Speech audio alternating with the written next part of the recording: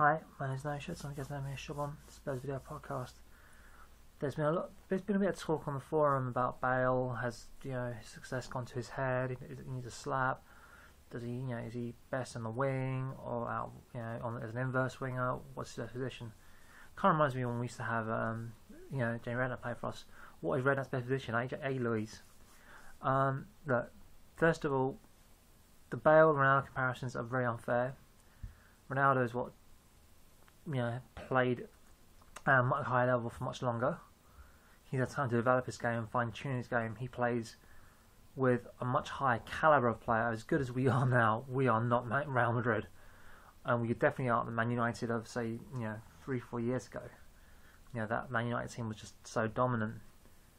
And I think he's had that time to really develop and work his skills and develop his decision making. Got a lot stronger over the period, and Bale is nowhere near as strong. He hasn't got all those flashy skills. He's not the kind of that you can dribble, learn to use gravity and get past the player the way a Messi can. Or let's face it, Danny Rose did that yesterday. Against the Stevens player. Gareth Bale tried the same trick. Players having none of it.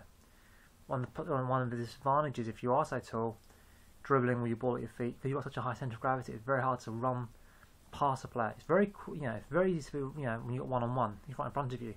However, when he's side to side and you push it forward and you've got that acceleration that he has to burst forward, then yes, Bale can do that better than anyone. He reminds me very much of Darren Anderson, very cult-like, thoroughbred. Can really gallop. And I still think his position is as attacking left midfielder. If we play a 4-2-3-1, or even still watching a 4-4-1-1, because the players can move so fluidly.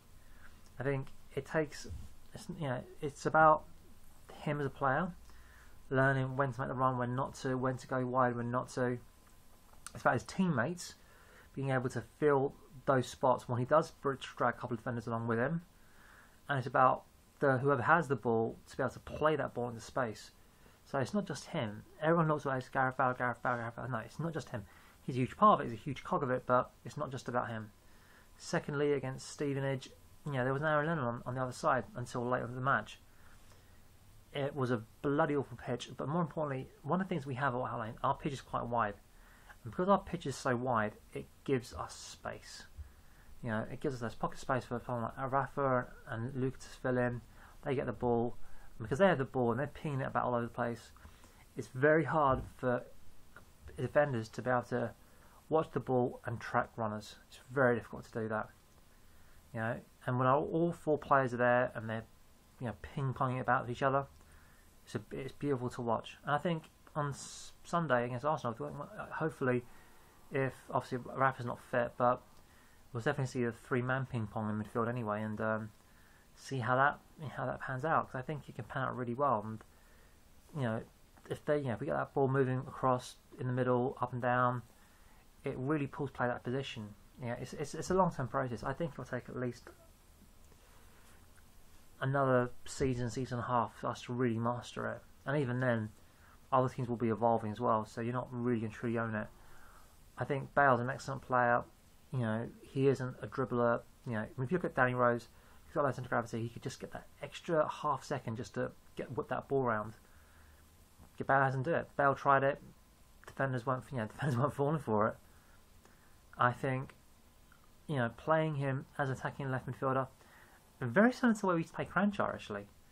But I think Cranchar, would come in back in those days, and the problem with doing that was that Benny was woefully overexposed. Hopefully this time we play Bale the same way. He will come in. Bale can come in the overlap, but more importantly, he'll keep his position. Therefore, give Benny that shielding. He'll hug that touchline if needs be, so we have that width and stretch in the pitch.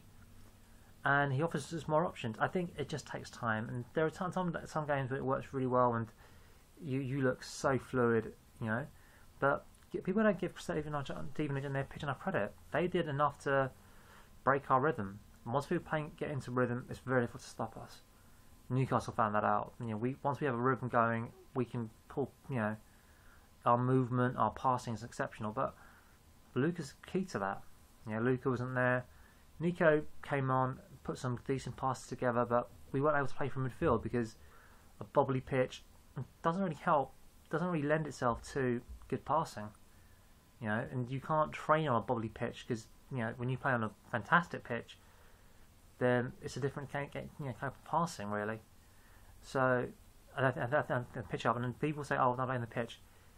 Everyone remembers that plastic pitch against young boys. Those players have a nightmare because it's so difficult to judge the bounce. The way I look at it, it's like if you're a grass court player your entire life, and then you start playing on clay or on hard court, and some players have trouble adjusting. You know, now it's hard enough to do when you've got to adjust. You know, all you got to do in tennis is watch for where the ball's going to go. Here you've got to watch where the ball's going to go and where 10 of your other players are, and where 10 of their other players are. That's the raw dynamics of it. It makes it a lot more harder. I still think Bale definitely is an attacking left midfielder, and if we get Hazard, I mean, look, we're salivating. If we can get Adebayor up top, you know, Rafa just behind, you know, Rafa, I don't know, Bale, Hazard, supported by, you know, the silk and steel of Parker and Modric. I mean, that's just, you know, wing backs, flying fullbacks in, you know, Benny and Carl Walker, King and Kabul and Brad. It's a team salivating, you know. But it's a process, it takes time. Shout out today will be to Eggsy, a guy who seems to like this, and a guy called Higweez, who's new to the Spurs forum and apparently likes videos. I don't know why, but thank you. And to Jeremy Kinsella, and to Pete Chiverton, whose birthday Chivers, whose birthday it was the other week. Anyway, as always, come on you Spurs, and SpursFrom.co.uk, and SpursOdyssey.com, and Top Spurs. Come on you Spurs.